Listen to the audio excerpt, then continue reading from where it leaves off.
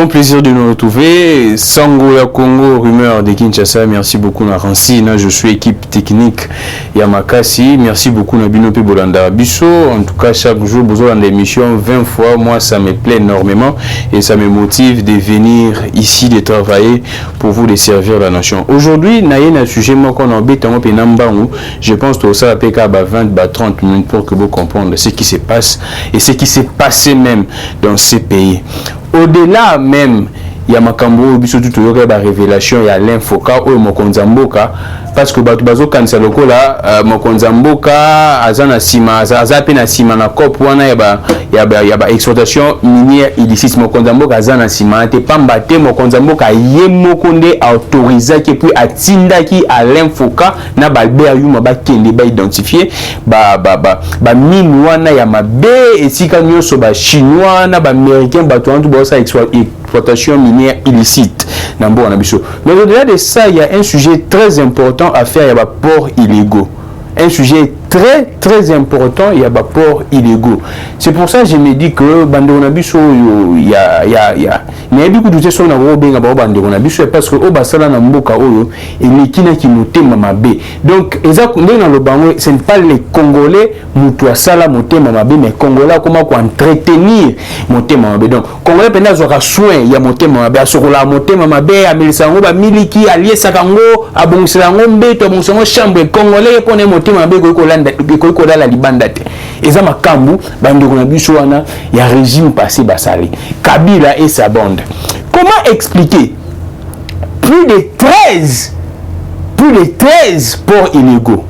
Ba ports illégaux wana musala na eza lokola biso to rapport na biso o to yeba to yebiango o so que l'état akotsa mbongo o so que onatra akotsa mbongo. Aujourd'hui onatra bana ba 20 mois ya barrière salaire. Misusu ba 30 mois, misusu ba 40 mois. Comment tu peux expliquer yo za mokonzi ya mboka? Mais yo moko mokonzi ya mboka o sali ba port no ya mikie pour que ba ozwaka ba bateau et akostaka na ba port wana ya mikie wana ba transiter ça le magana ba port wana ya mikie et c'est partout, c'est disséminé ba kanzaka ba port illégaux o ezaka na Congo central. Oh, c'est disséminé en tout cas, c'est disséminé na RDC ou matina est zali tina Est, Katanga, partout bas ports illégaux et zali. Et le gouvernement, grâce en tout cas, il y a pression à Mokonzamboka, bah où tu peux identifier bas ports illégaux en nationaux, plus de 13 ports illégaux. Et moi, ça me choque de voir que Mokonzamboka a joué la décision depuis l'année passée. Une année déjà. Depuis l'année passée, une année, nous avons une décision pour que identifier et puis fermer le port automatiquement. Et depuis une année, quand nous avons une année, décision n'a souffrir l'exécution, nous avons donné sous dans le gouvernement pour que identifier le port. Maintenant, la grande question qu'on se pose, pourquoi tout ce temps une décision depuis l'année passée en 2020 et lors d'un conseil de ministres décision. Pourquoi pendant tout ce temps on n'identifiait pas Bapor Wana? C'est parce que oui, Kabila nous sommes en train de fustiger, mais il y a également certaines personnes proches ya Mokonzamboka au ba continue à Kop Wana ba commencer à li kopa na Kabila. J'aimerais même un jour dénoncer. Il y a également des gens au Baouta FCC basé sur la Union Sacrée. Au Bazawana Bali sur la Kabila la Union Sacrée. Baza ben infiltré, je vous l'ai dit en tout cas. Et pour moi, il y a Batouana Bomona qui est bandé Konabiso, il y a FCC Batakara Batouana T. Batakara Bangote. Ceux qui ont attaqué Union Sacrée, qui ont attaqué Bato qui Batika Kabila Baya la Union Sacrée, mais Batou Soussou Batakara Bangote. Suivez mon regard. Et Moutouana, Yémora le bagité, Batounae, Balbaye, non, avant Bayana Union Sacrée, Basenara Nzela, pas Kabila. Et Batouana, moi je vous l'ai dit, Baza Bato, Baza infiltré na Kati, il y a Union Sacrée. Suivez mon regard. En tout cas, revoyez la vidéo, nous sommes en Union Sacrée. Il y a de ceux qui ont dit que non, Bisso, Kabila Moutatini Bisso, Tosolo Liangona Kabila, Batouana, Baza Batreta. J'ai les informations sûres ya batu na bango et puis batu kabila bango baza ko lo bango na c'est tant qu'un journaliste je dois dénoncer cela pour que la population azala ne veille à malin pour qu'il bandeni makonozo kende. Revenons dans le rapport il y a des gens na meka ku kutanga la bino moi rapport ngo pour que boyeba quels sont ces ports monsieur yo poser à l'intérieur aux oyo bateaux aux informations té na bi internet et quota partout. Il s'agit des ports. Il y a Kuntouala, non, il disait, port Yakuntouala, port de la société congolaise de pêche, port de la société l'Erescom Petroleum. L'Erescom Petroleum, mon Ledia. Oui, je cite les noms. Port il y a l'Erescom Petroleum. Mon il y a l'Erescom Petroleum, Ledia. Celui de la société Congo Diao. Les quais CDC, les quais Biega, Viuzi, Marinette, Emmanuel, Israël, Rafiki, Silim. Eza et Belé, un bon nombre. Il y a pas wana. Il y a maintenant des gens au bazar proche, au bazar qu'on nous toujours. Dans le bas qui ont déjà l'émission Moro et les Kaipawa. Il y a des gens qui se disent proches. Il y a Mokonzamboka. Pour que voiler ba face or que baza proche Mokonzamboka te baza proche ne ya kimoyibi na bango baza proche ya intérêt na bango baza proche Mokonzamboka te ils sont là siko ba sangani terrain ba yebi ke bango pe ba komi na moi sika na moi un mot à dire ba sangani ba komi coopérer derrière makambwana et batouana dans les jours à venir ba komo na bango pe ko bima maintenant ils sont en train d'essayer de manigancer pour que des sujets me conduisent comme on a sous-côté, bien que bah identifier. C'est pourquoi je suis en train d'appeler. J'en appelle à la vigilance de la population. J'en appelle, je réitère, j'en appelle à la vigilance de la population. Bah on peut identifier bah pour wana sur des sujets à Mokonzamboka. On peut en tout cas tout dire. Bah toi le banon, bah toi la Mouka, bah toi FCC, bah comme les autres ainsi de suite. Mais du moins le président de la République. Du moins, en tout cas, le président de la République fait quelque chose. Et tant que journaliste, le président de la République fait quelque chose. Parce que prendre cette décision, vous savez combien de gens qui se sont enrichis, combien de gens qui se sont enrichis rien que n'a pas pour Wana. Bah, de toute façon, ton abanda quoi au monde en général, tout le salaire n'a eu, biso tout le bassin na bango. Au monde en général, awa, azana ba villa, tout le salaire en général, tous les suko mon on a joué wapi. Ce sont ces gens qui opèrent dans le port Wana. Ce sont ces gens qui basent dans le circuit dans le port Wana. Nous connaissons en tout cas les salaires de tout un chacun. Nous connaissons les salaires de tout un chacun. Mais comment expliquer il y a des gens au Yébi qui ont la salle à paix comme Moroté. Mais ils ont un immeuble, ils ont un tout cas, ils ont une carrosse, ville, ils ont luxe. Or, ils ont un yiba, ils ont l'État. Aussi longtemps, mon Konzamboka a alors que notre budget c'est le temps pour que nous abisso et que nous il y a même au moment que nous faisons des prévisions pour que tu atteindre boyer tu atteindre la recette boyer mais comme on a fin de l'année tu atteindre pourquoi parce que et si quand c'est toi joue il y a beaucoup de difficultés il y a beaucoup de problèmes bon les et les gens vont crier non mon Konzamboka va promesse de promesse en promesse mais mon Konzamboka aussi ça la promesse parce que normalement c'est ça on dirige que comme ça. Vous pensez que oui, les gens peuvent critiquer mon Konzamboka ma promesse et l'équipe. Moi, je vous l'ai dit, dans un pays, on ne dirige que comme ça. Et ça, ma projet, quand vous appelez ça des promesses, ce sont des projets. Mon Konzamboka est en train de communiquer avec son peuple en disant que non, il s'est tout sable. Mais tant mon Konzamboka a le bongo, staff naïe, entourage des bateaux, des collaborateurs, des bateaux, qui travaillent naïe. Et c'est eux qui mobiliser des moyens. Maintenant, tant le bateau, on a besoin de mobiliser, on a besoin d'entretenir les ports illégaux. Le gouvernement a identifié, mais jusqu'à présent, nous ne sommes pas. C'est pourquoi je suis en train d'appeler à la vigilance de la population. Comment expliquer mon Konzamboka à lobby? Quand vous identifiez ces ports, automatiquement, essayez le fermement. Maintenant, qu'est-ce qui se passe pour que jusqu'à présent, normalement, essayez ça. Quand on va découvrir que non, ça c'est un port illégal, directement. C'est là directement mais jusqu'à présent nous avons information vous verrez plus d'informations que non identifier mais jusqu'à présent nous avons il y a la population makambu ya kolandela yango na dénoncer une fois magouille eza na mboka oyo soki ba béton lisono okolela magouille ezo sema mboka ba béton lisono okokolela il y a des gens qui sont même plus riches na mboka oyo que l'État. Des gens qui sont plus extrêmement riches dans Mboko que l'État. Il y a des gens qui exploitent Équateur Kuneza Koyinda. Je pense que vous êtes informés sur ça. Équateur Kuneza Koyinda. Pas matin, il y a des gens qui sont là derrière pour exploiter illicitement Babois. Mais Équateur. Pour exploiter illicitement Babois. L'Équateur. Et Bakonzebele Bavani Kinwa. Vous avez un Mokonzambo Kate. Vous avez un Mokonzambo Kate. Vous avez comment expliquer aux on appelé aux ministres, aux gouverneurs, aux mais yo musala na yo bana robeta no kaka cop. N'a pas tout na cop on beta cop no ba kanyo. Mais ça la makambe kende bien, aux salaire il y a bien si aujourd'hui les gens salaire ça comme matate, c'est parce que il y a beaucoup de mains. Il y a coulage des recettes. Et moi j'ai aimé le discours du président de la République en tout cas, c'est pourquoi j'ai dit toujours les gens peuvent tout dire que non action ça qu'on suivre mais du moins eza vraiment nouveau au Mokonzamboka ayanango. Le président de la République a dit ceci, même na Nations Unies, même après l'interview ça n'a de Marius que et là on a vu déjà la lutte contre la corruption, impunité makamwani en tout cas à reculer.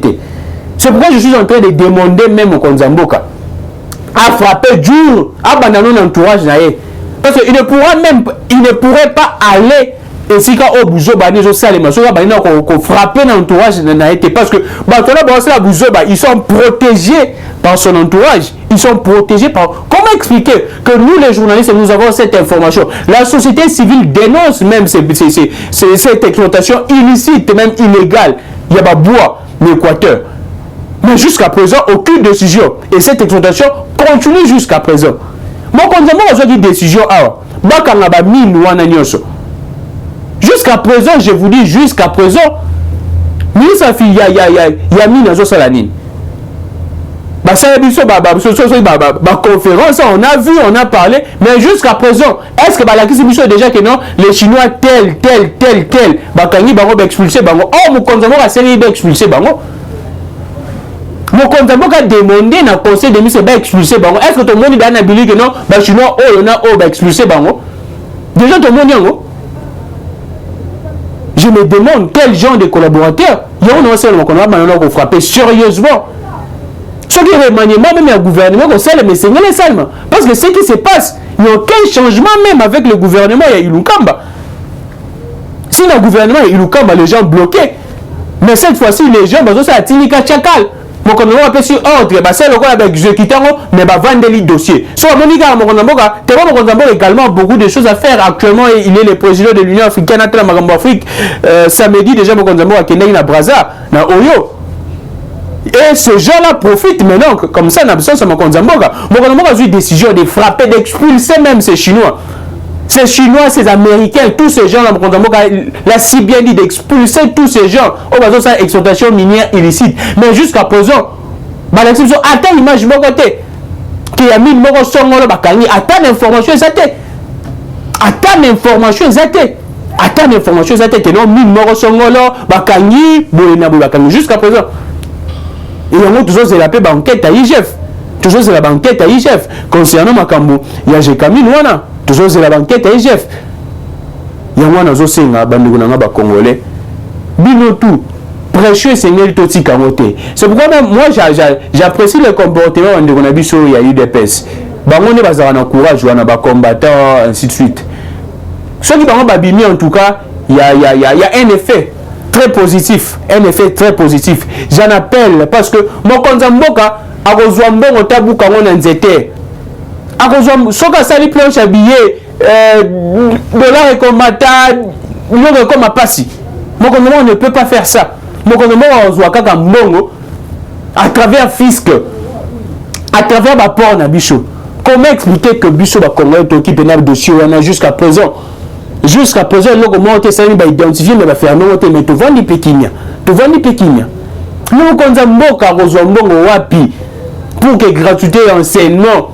Et bon malamu pour que salaire y a bateau bon malamu pour que le moi j'ai apprécié en tout cas bien que ma comme va changer exactement les gens peuvent dire que non la décision il y a ministre de l'économie est efficace mais on dit toujours la main qui donne est au-dessus de la main qui reçoit moi en tout cas, j'apprécie les plans B.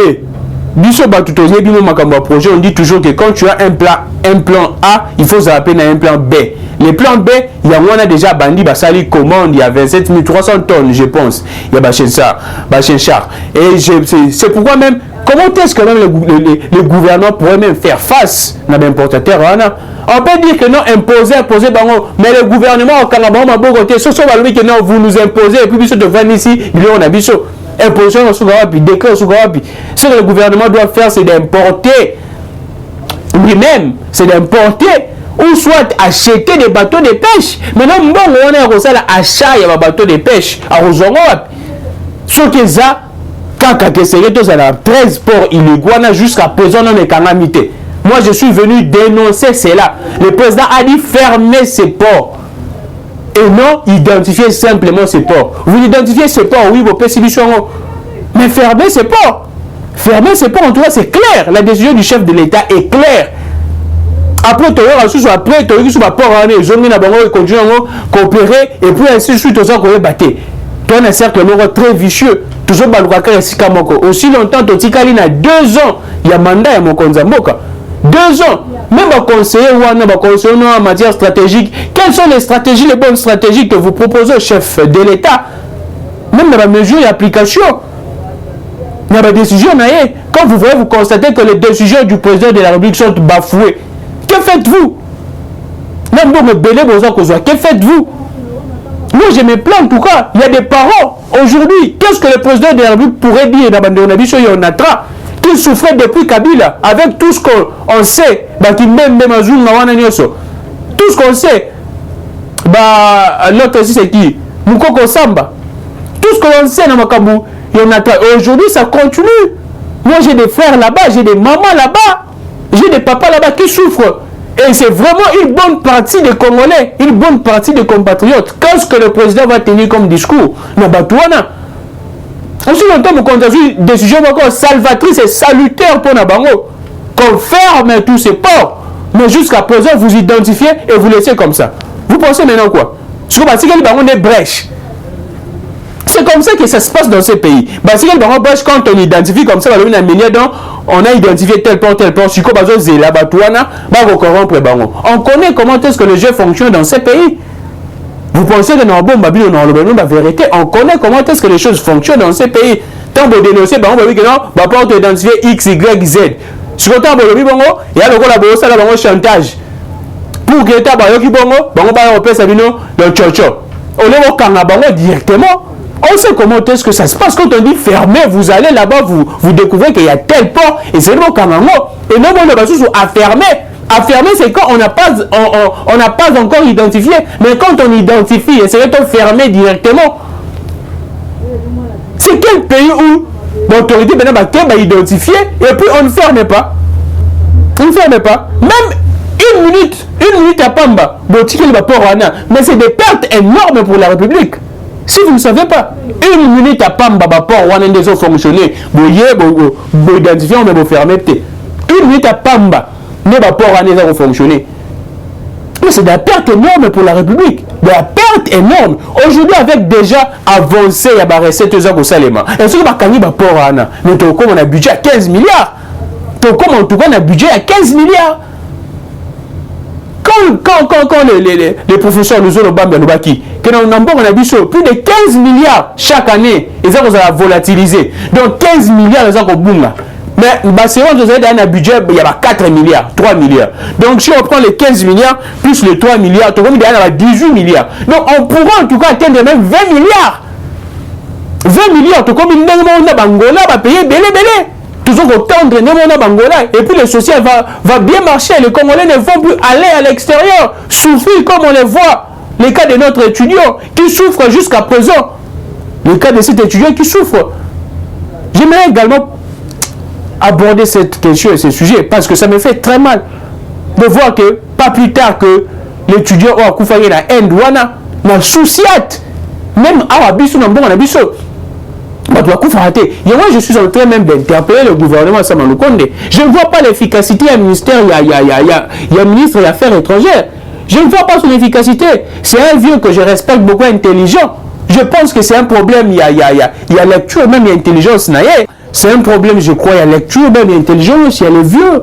Je pense que le vieux n'est pas à sa place. Moi, je le crois fermement, le vieux n'est pas à sa place. Moi, je me dis, pourquoi les Congolais sont na Sony?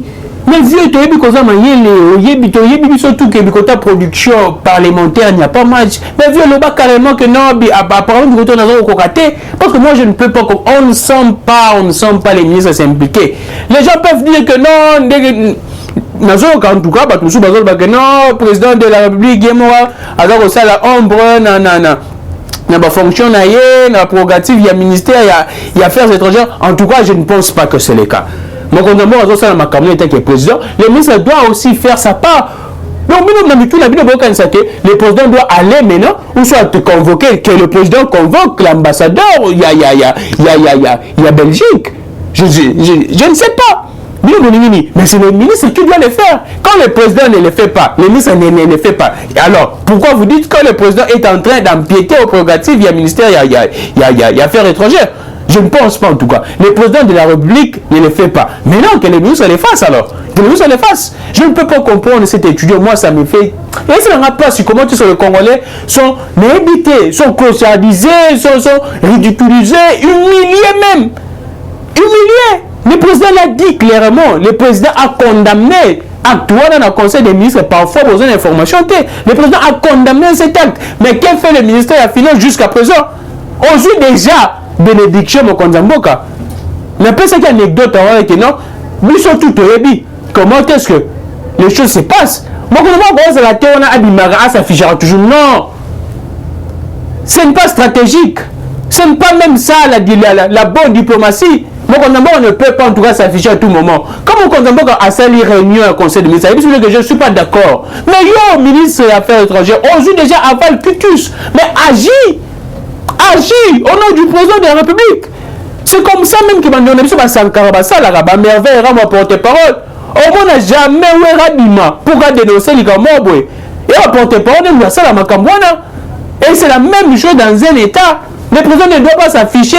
Kaka Bandara a eu discours à RTC, non, je suis contre Makamboussami dans Belgique. Non. Quand le président dit ça dans le conseil des ministres, mais non, ministre, il faut récupérer. La constitution dit clairement que le ministre a mon coordinateur secteur naïe. Le ministre a mon coordinateur secteur naïe a appliqué vision et mon coordinateur secteur naïe. Il est le chef de son secteur. La constitution le dit clairement.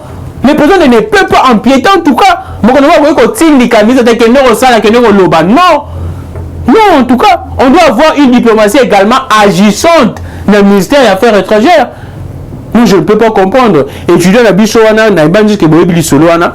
Étudiant a joué inscription normalement awa. Et université d'Indimi a commis à Zupe me condamné tout à Kenya, na Belgique, na Bruxelles, dans la vingtaine, va bloqué par la police. La police, le service d'immigration va contrôler les documents, va contrôler les documents qui sont les documents de l'Union soit bien. Mais le service va commis qu'on s'allait tester ma classe. On va tout les questions mathématiques et chimie. Et si on a la police, ça me teste. Son université même moi j'ai inscription à intervenir. Mais jusqu'à présent la police ne tient que l'expulsion de Kouana. La police ne tient qu'à l'expulsion de Kouana. Maintenant, ministre des Affaires étrangères, on va nous boyer dans un cahier, mon vieux Loutounou avec tous les respects. So Monique et place, on est à place note. C'est là où l'on a place, on a besoin d'un parlement, on sait la loi, on sait la loi à Séni. On sait la loi en tout cas. Moi je ne peux pas comprendre. Joël Malou, je pense, Joël Malou, Tissiko, banquette des accoyer, banate, batope, baboma et bazo vivre na bango, à l'aise, je ne sais pas en tout cas. Je ne sais pas. Je pense que il y a également pour finir une autre son de cloche qui pense que non, mon Konzamboka, ça qui scale na Nignoyo. La Belgique, dans les États-Unis, il fallait qu'il y ait quelque chose. Comment est-ce que le président peut agir comme ça? Le président n'agit pas comme ça en tout cas. Le président n'agit pas comme ça. Le président, ministère n'est pas agir. Le président est ça, gouvernement n'est ça la politique qui a mboka. Donc on appelle ça l'impulsion, le gouvernement c'est les politiques. C'est le ministère qui doit agir. C'est le ministère, c'est pas le président. Le président en tout cas sait fonctionner. En tout cas, on peut reprocher, mais il y a certains actes que le président pose, en tout cas, ils ont été bien. Bien. Et c'est et le président, en revenant ici directement au Conseil des ministres, a dénoncé. C'est pour dire au ministre des Affaires étrangères, le ministre des Affaires étrangères, que je ne suis pas d'accord, tu dois agir à mon nom. C'est comme ça que ça se passe.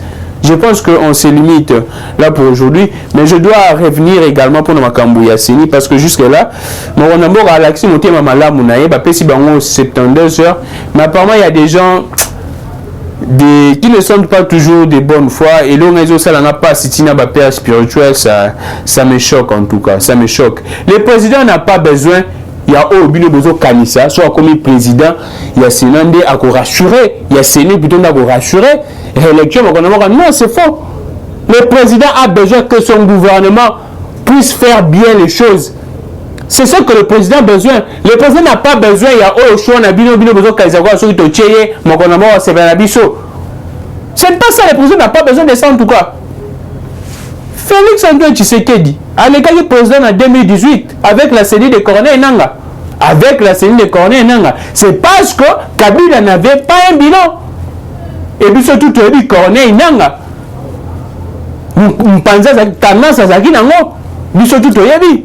Mais face à une population, on va vivre pas si nyoso, clochardisation, nyoso. Le peuple a été réduit. Une simple expression. Tout le monde qui réaction au peuple et Nanga n'avait pas d'autre choix et le président de la République n'a pas besoin d'obino bokasano ceux qui te tuent yenda pour rassurer mon consommant c'est pas la biso pour bénéficier de la confiance de chef c'est faux et archi faux. C'est pourquoi je me dis même que le président est conscient de ça. Le président est conscient de ça. Même tous les gens qui dispensaient les discours que non, mon Konzamboka, Griezmann, déjà 2 ans arrêté, il y a FCC cash, mon Konzamboka, le blanc clairement, élection en 2023. Ce qui joue, moi, l'équipe, mon Konzamboka, se sentir lésé, moi, le bien, alors, cocaté, parce que sous-bassement juridique est athée. Sous-bassement juridique est athée. Je pense que je reviendrai sur ça. Makambu. Il y a Sénou, parce que Makambu, les gens aiment beaucoup la flatterie. Il y a ça n'a pas quelque chose si n'a pas père spirituel la flatterie et mon gouvernement a lobby que non na tebo ça que chacun fasse son travail que chacun apprend que je dois être mature dans mon coin.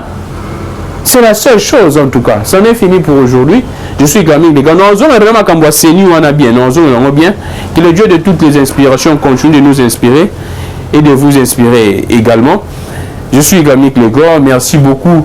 Na Rancine, je suis na moni net je vais quitter na côté ayo marita to besi pe mbote. On se retrouve prochainement. Au revoir. Eshima, votre magazine qui bat au rythme de l'actualité. Retrouvez la nouvelle édition. Exclusivité, Sakombi Molendo, le pionnier de la bancarisation.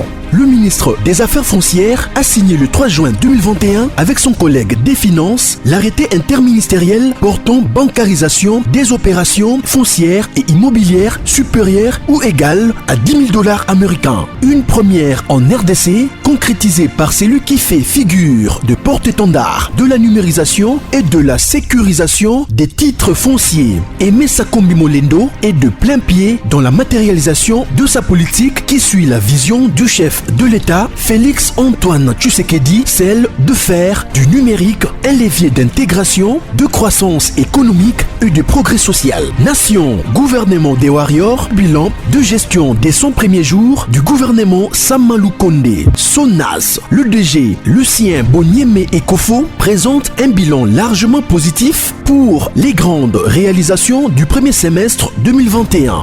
À lire également l'interview de Seth Kikouni portée sur les questions d'actualité. À la découverte de Tissia Mukuna, la DG de la marque La Quinoise, café planté et transformé à Kinshasa.